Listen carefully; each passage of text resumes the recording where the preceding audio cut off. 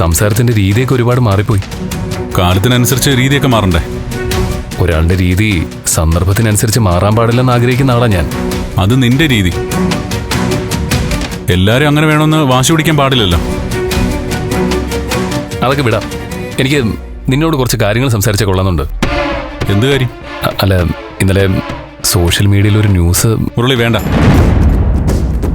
മുരളി ഏത് ജോലിക്കാണോ വന്നത് ആ ജോലി ചെയ്തിട്ട് തിരിച്ചു പോവുക.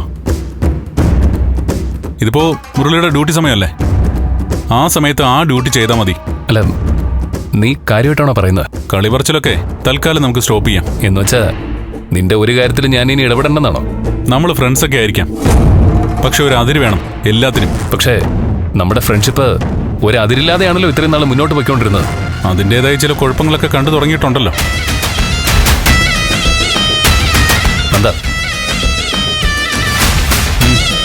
നീ ഇപ്പൊ പറഞ്ഞ എന്താണെന്ന് നിനക്കറിയാമോ?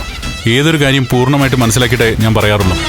എടാ ഞാൻ മുരളി, നീ MLAയുടെ ഡ്രൈവറാ, MLA എൻ്റെ ഭാര്യയും. അതിനിടയിൽ നമ്മുടെ സൗഹൃദം അടുപ്പമൊന്നും കൂട്ടിക്കുഴയ്ക്കണ്ട. എടാ നന്ദ, നീ എന്തൊക്കെയായി പറയുന്നേ? ഞാൻ പറയുന്നത് നിനക്ക് മാത്രമല്ല, എൻ്റെ ഭാര്യയ്ക്ക് മനസ്സിലാവുന്നില്ല. വേണ്ട, ആര് മനസ്സിലാക്കണ്ട. പക്ഷേ ഉപദേശിച്ച് എന്നെ നന്നാക്കി കളയാന്ന് ആരും കരുതണ്ട. അത് നീ ആയാലും നിന്റെ MLA ആയാലും.